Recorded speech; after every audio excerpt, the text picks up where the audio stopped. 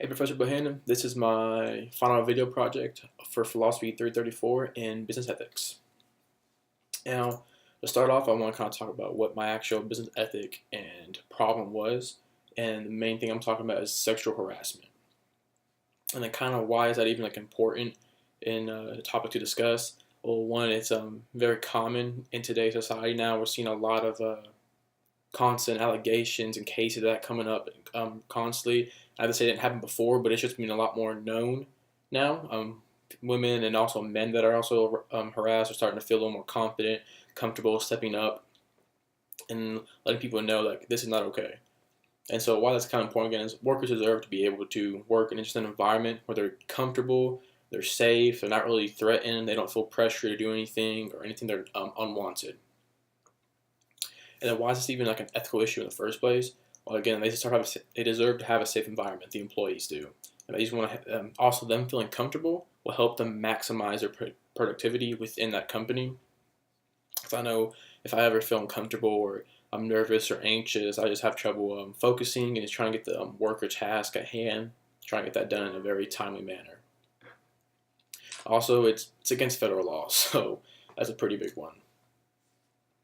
But to actually go off a little bit, I do want to talk about the ethical kind of approach I'm taking, or the philosophical approach I'm taking, to kind of like see how I view this incident and situation from my viewpoint. And I decided to use Immanuel Kant and his like human value and goodwill and the power of human reason. And that was his big proponent. He's just emphasizing how strong the power of human reason could actually be. So his thing is human, it's our reason, it's our rational thought, it's our thought process, our logic, how we view things. But he kind of went further and was like, what is the actual purpose of our human reason? And what he said is that it's influences our will, and that it works to kind of create a will that'll be good, just a good will by itself. And basically having a good will, just basically being a good person, having a good character, things of that such. And he said a way that comes about would be through duty, and that's just an obligation basically to do the right thing, even when like you're not told or no one's looking. That's what our duty is. It's like to report a crime. It's our duty as like a citizen to go report that because we have knowledge of it. That's just the right thing to do. No one has to tell us that. So acting from that, basically we have to do something because again we believe it is right, not because someone tells us something or because we have selfish motivations.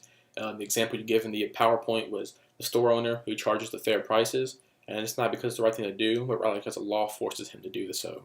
So he's not really acting from the concept of duty. He's more doing so his action doesn't have any moral worth, technically. So he's not really doing a good deed in itself. So basically do something for your own benefit.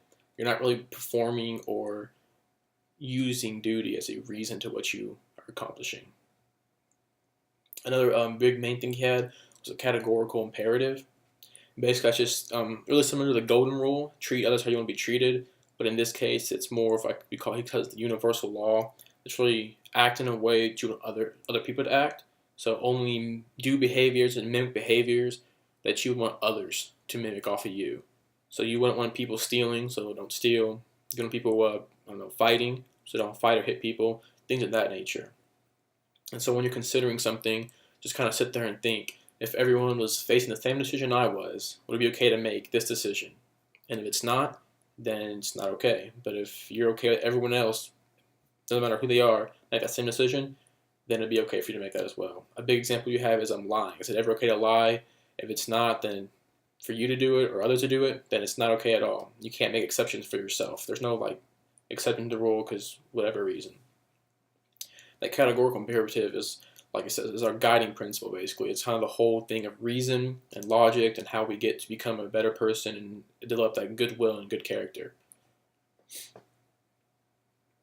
So another thing is like I said, like human value. Something he really was a big proponent of, really pushed for, is just treating others and respecting their humanity.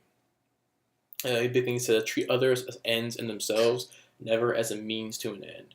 And I kind of confused by that, but I did a little bit more research, kind of looked it up and thought about it, and got some more definitions. And all it's kind of basically saying to me is that you want to treat others more to help you along your goal, along your path.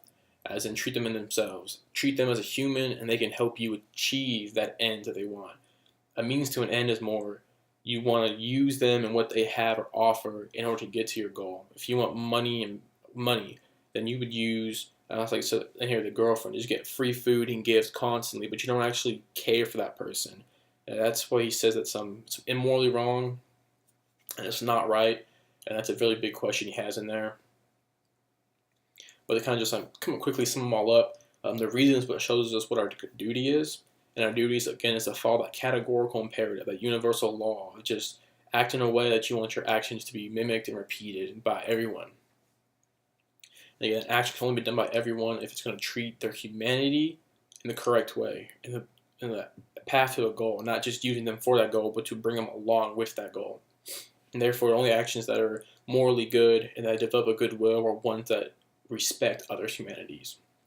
And the intention is just to follow law, all that matters, and then the consequences aren't really important. As long as you're trying to do the right thing, then you're doing pretty good. That's what you're required to do. But enough about Immanuel Kant and his philosophical ideas. Back into my actual scandal, I just call it, the whole issue I had. So basically, the business and situation I had was 21st Century Fox. Happened a few years ago. And basically, a news reporter and commentator, Bill O'Reilly, was alleged with sexually harassing multiple women within that company. And he's actually very popular. He had his own TV talk show segment, The O'Reilly Show. And so what the big problem with that is that a lot of viewers, because it was made public by someone that was I worked pretty close with them, and a lot of viewers were just greatly disturbed by this. And then, because he had his own talk show segment, like he was like in charge of that. And then many believe after that if this man right here can do it, as popular he is and as well known and watched he is, if he can do that, and then the allegations, they said they started believing that occurred regularly throughout Fox, because also prior to this, about 3 or 4 months right before he was alleged, another Fox News reporter was also alleged by one of his co-workers to have been sexually assaulted by him as well. So that's not helping 21st Century Fox at all. That's basically what kind of happened. And then as that one girl alleged Bill O'Reilly, then 3 or 4 others, 4 others also rose up and started saying, I've also been sexually harassed or assaulted by Bill O'Reilly, myself as well. And so then what happened is immediately O'Reilly was terminated right a week after the allegations started rising. And then once that happened, a lot of people were just, like I said, they were just really negatively affected. The views dropped dramatically within it.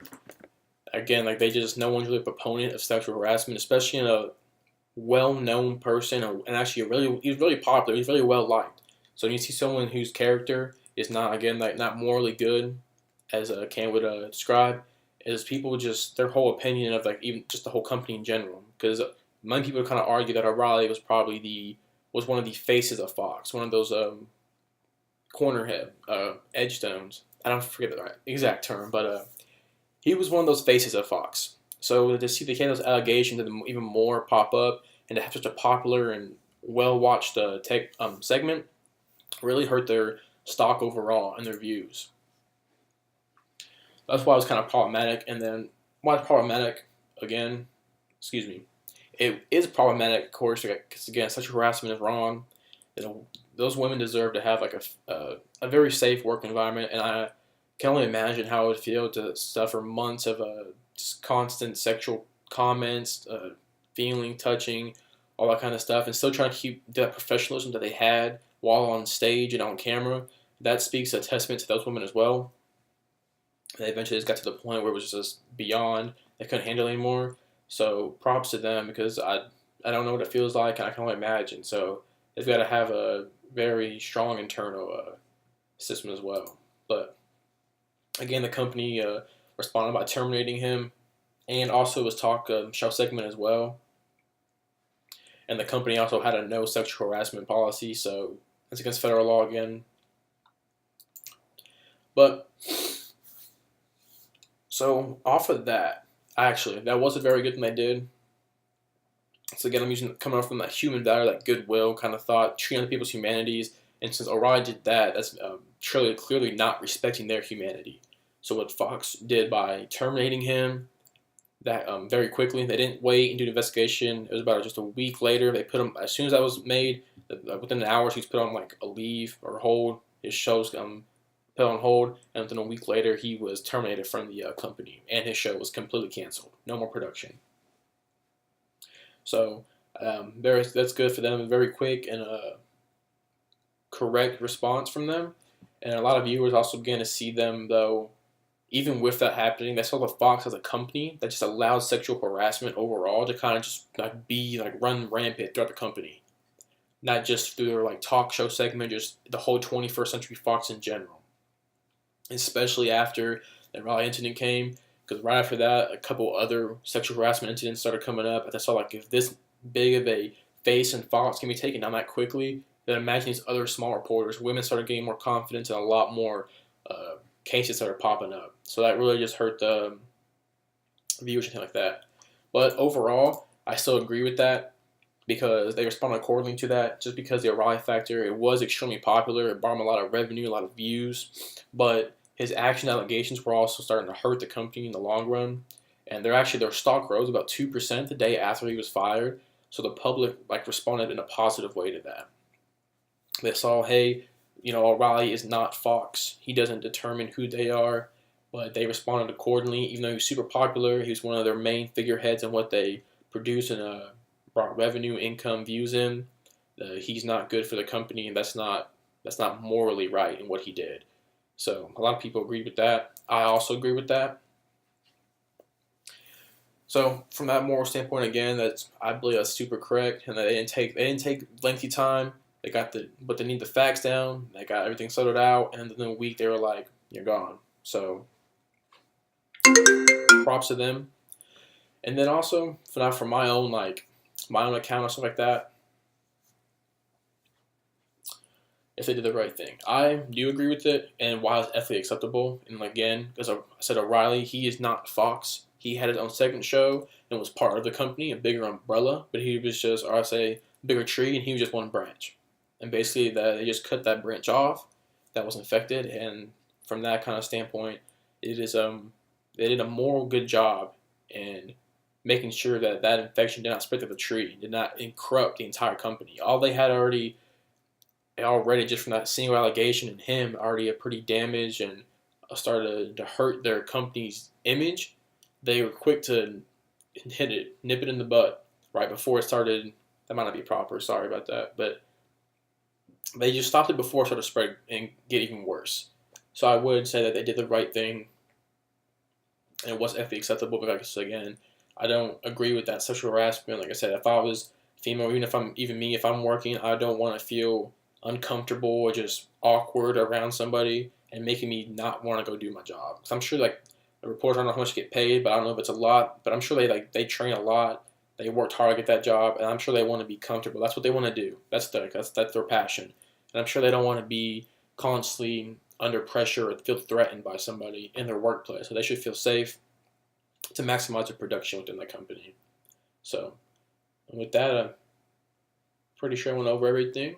And so, again, sexual harassment is a very large ethic we face today. And hopefully, at some point, they will find ways to help minimize and stop this throughout the workplace environment. Thank you for listening. Have a nice day.